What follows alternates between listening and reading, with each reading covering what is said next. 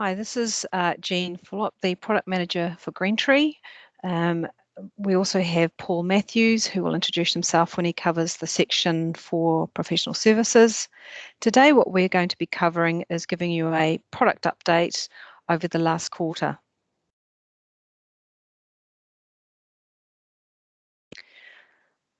So what's happened? We recently released 19.5. That was on the 23rd of September. This time round, we focused on ideas from the ideas portal. You can refer to Campus or Salesforce for further detail on the release notes. But what we decided this time round for this quarter is that since we've been covering major event lines, is that there are a lot of enhancements that have been posted into the ideas portal, and that was our focus for this quarter. From a mobility perspective, we have just a bit of a backstory there. We have some clients that are running the Warehouse Mobility app, which is no longer going to be supported from August 2020. That's the platform that the mobility app runs on. So we've gone through a process of looking at what we call ISVs, so they're essentially third-party vendors to be able to fulfill the need for our current users. We have identified a couple of solutions. We met recently with a vendor in Perth. They're called Evexo, and they have a warehouse bin management system that we're looking at. We had a couple of partners involved in that process, so they could also give us feedback on whether or not that they see that it was a best fit.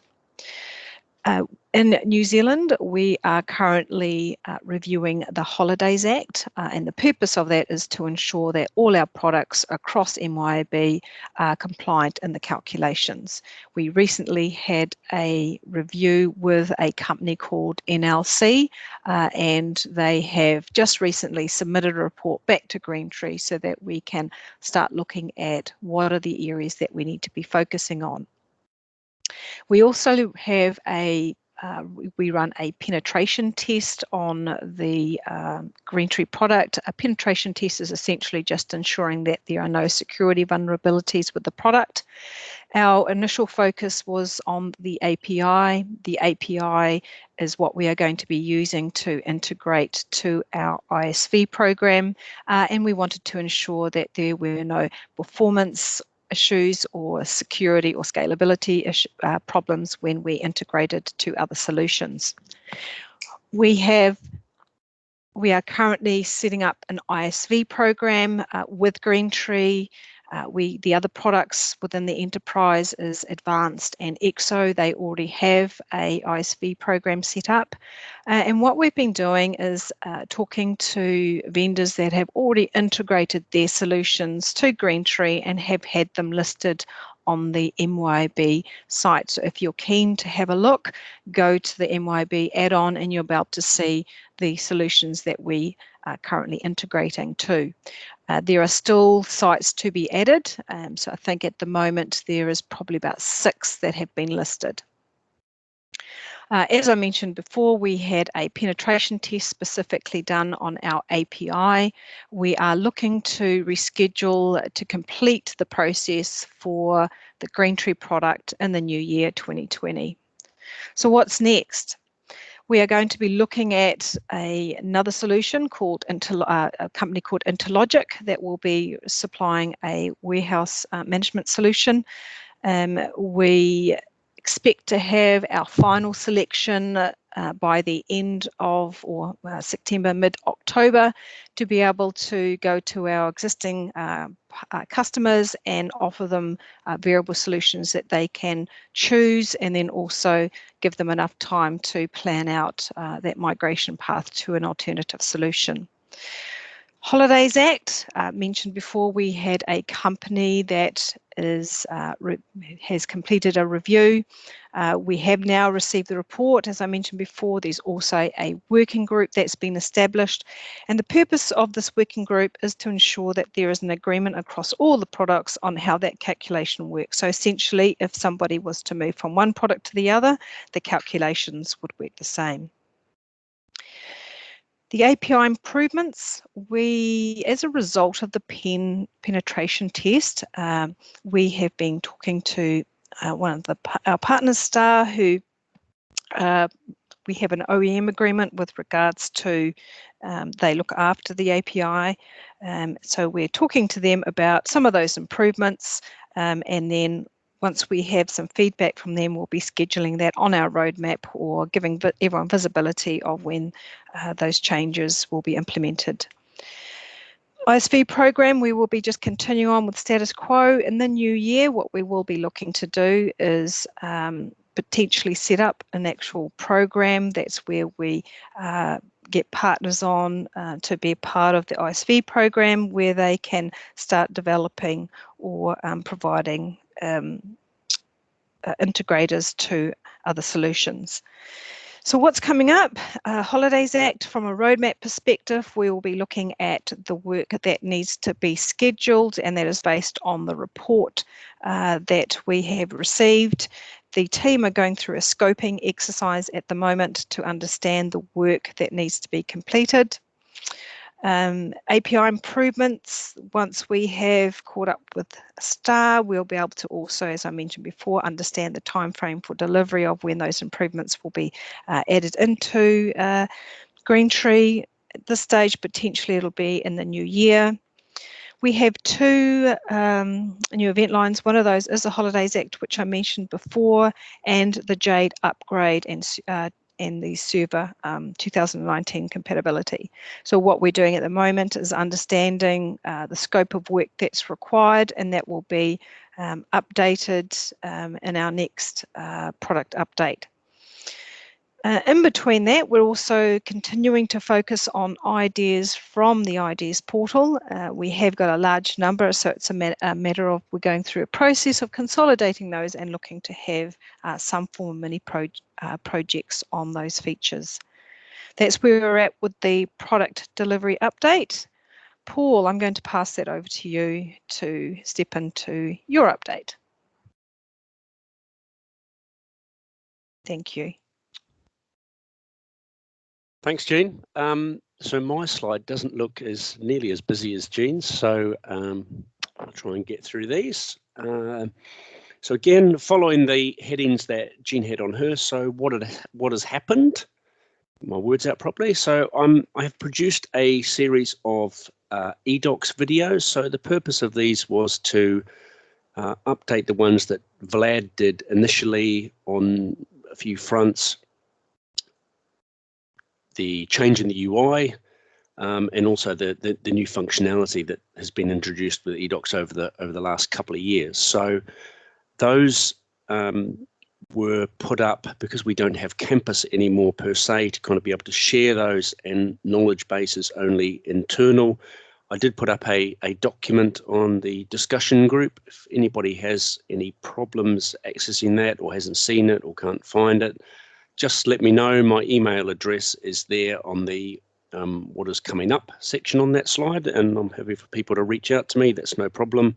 But there's a document there. I've broken them down so they're each by topic, and it also tells how many minutes those are, so people don't get bored senseless with me talking. Those videos are able to be, they're on YouTube, as they always were with Campus. Campus just provided that link. So those videos are able to be passed out to customers and prospects. That's not a problem. There's no pricing or licensing information in those videos. They're just walkthroughs in terms of trying to keep it as brief and to the point as possible, but also not too much detail, because people just won't sit there and watch a video for an hour. Nobody's got that amount of time. So any feedback on those is appreciated. The feedback I've had so far has been good, so I'll take that as a nod that everybody's happy with that. But yeah, just feel free to reach out. I'm happy to share that document.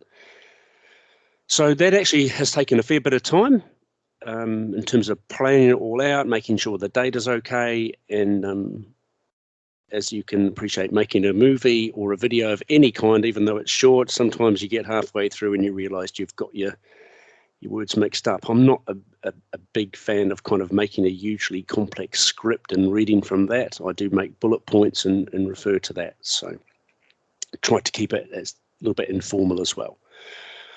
So what's next? On the back of those videos, I have been working on some eDocs documentation. It came through as a request from a partner. They were looking for some because they had a customer who was looking to build their own and wanted some more, and there's none existing in the online help. So it's a rather large document, but I'm getting through it slowly. So I'll be producing that, but also on the back of that, we're going to put that onto the online help as well, where it'll probably be an abridged version, considering the document's already at about 80 pages, I think. So working on that, so that's what's next. The other areas that the second and third point go together, really. The reports and documents library, so working on some documentation and some videos around that. In the Australia-New Zealand area, WebView is gaining quite a bit of traction just in terms of being able to run reports, get your financials out in a bit more of an efficient way, given some of those features in WebView. And the reports and documents library, the feedback I'm getting from other partners is kind of understand what it is, but just need a bit more detail and a bit more clarity around it, which is a fair point because some of it's available on the browser. So working on that as well. Another partner has shared with me the documentation that they have done, which is good. So I'll use that as a bit of a basis, although it's kind of fixed for what their customer wanted. So good to share it around. The other topic that has become increasingly requested and asked for is BPM. So other partners are looking constantly to push BPM in terms of its capabilities and the use of. This has come from one partner in particular, but another partner is also doing a lot more. But one partner they have a new site. Well, the site's probably been live for about 12 months now. And one of the bases of selling into this site at the time was the use of BPM and the requirements they had. And so they're really pushing BPM in areas. So it's kind of, there's an ongoing exercise at this site of using BPM in more and more, not complex, but more involved ways. So they approached me in terms of documentation and kind of how to do things and maybe push it a bit more and what more capabilities are there.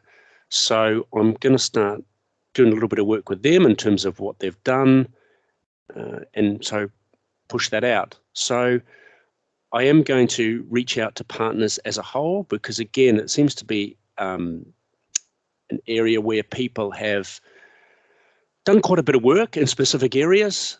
And so I'm just going to cast it out and say, has anybody got any that they want to share? So again, sitting across all the partners now, every now and then somebody will approach me and go, have you got anything on this, or what can you do on this? So I'm going to reverse it and put it out to everybody else. So that's what's going to be, I'm going to be working on in the next quarter, as well as everything else that comes along. So what's coming up? There will be a continuation. I have done a little bit on that demo data, not as much as I would like because of other things that come along, but I'm going to push that along a bit more. And again, how the BPM stuff came about, but any other suggestions or requests, please just feel free to email me. I think most people have been to various degrees, which is fine. It's all good. So just feel free to email me. So that's my bit. So thanks for your time. I'm just lastly going to cover off the roadmap. I do have that in the next slide. I'll just flick to that. So this is the latest roadmap. As I mentioned before, we recently released 19.5. I did want to make mention of a release we had, 19.4, which contained some security changes, around the passwording encryption, and also we had UI builder changes released in that as well, and that was for the enablement of our VAD partners to be able to customize in the browser. If we have a look at the current roadmap, there is a couple of new event lines, as I mentioned before. One is to do with the Jade upgrade, which is how we can optimize the Greentree platform by providing incremental updates. And also we've got compliance for New Zealand and AU, the delivery of the Holiday Act improvements. Below is the mobility, which I mentioned before. We've got to find a replacement mobility app for our current customers that are using the mobile platform, which is no longer supported as from August 2020. You'll see there we've got the browser customization enablement. That's the I made mention of, that was released in 19.4. Down the bottom, you'll see we've got future considerations. So we still are looking at bank feeds. That was put on hold until such time that there was, we have an onboarding process that is used, and there's a new development that is underway. So once that's completed, we'll be looking to integrate bank feeds. And lastly was the job cost progress claims. We had some feedback from our partners and customers that that's the next piece of work that we'll be looking to focus on. Thank you. And that's thank you from Paul and I.